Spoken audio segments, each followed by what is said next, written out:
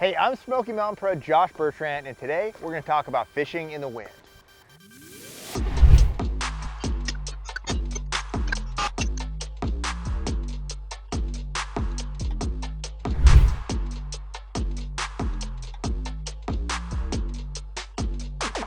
You end up on the water on windy days pretty often.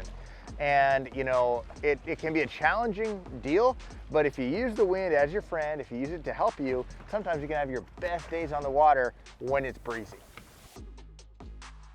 So if wind does one thing more than anything else, it really positions the fish. And that's what I like. I like when the fish are in predictable places where you can kind of call your shots. And when it's flat calm, there's no current, right, on most lakes. And no current means the fish can kind of go anywhere they want.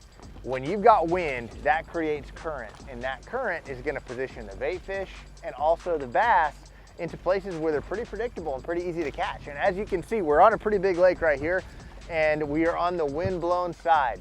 And that's the biggest advice I can give anybody. You know, the wind-blown side, if you can be where the wind is blowing to, rather where the wind is blowing from, it's really simple, right? Like, it's a lot easier to sit there and wait for it rather than have to chase it down. And if you're a bass, waiting for bait fish or waiting for food, they're going to be positioned where the food is coming to them, not where the food is being taken away from them. So always the windier side of the lake, if it's not too rough, is going to be the place to start. As far as techniques go, when you're fishing out in this type of stuff, a lot of times I'll reach for baits that are a little bit easier to cover water with, right? The fish are sometimes a little bit more active when it's windy like this, so a jerk bait like I'm throwing here, spinner bait, crankbait, any type of what we would call a reaction bait is going to be the first thing I grab on a windy day. Now, there's different types of winds, right? You've got wind fronts, you know, or wind coming from the south or the west, a nice warm windy day. That's when the fish are going to be really aggressive. That's when they're going to love these reaction baits. There are bad fronts in fishing, right? North fronts, when they bring in cold weather, and it doesn't matter what you're fishing for, where you're fishing in the country, a north front is a lot of times tough for the fishing, but still you maybe have to be out there, and that's when you're going to need to fish a little bit slower.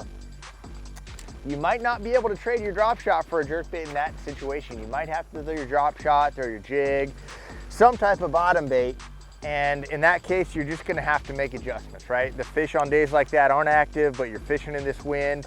Maybe go to a little bit heavier weight. If you're drop shotting, you use a quarter instead of a 3/16. And then with your presentation, right? Like a lot of times when it's calm, I'll drop shot with my rod up like this. And you can see on a windy day like that, it's putting a huge bow in the line. You're not gonna be able to feel the fish, feel the bites. I'll drop shot with my rod just above the water surface like that. Keep that bow out of the line.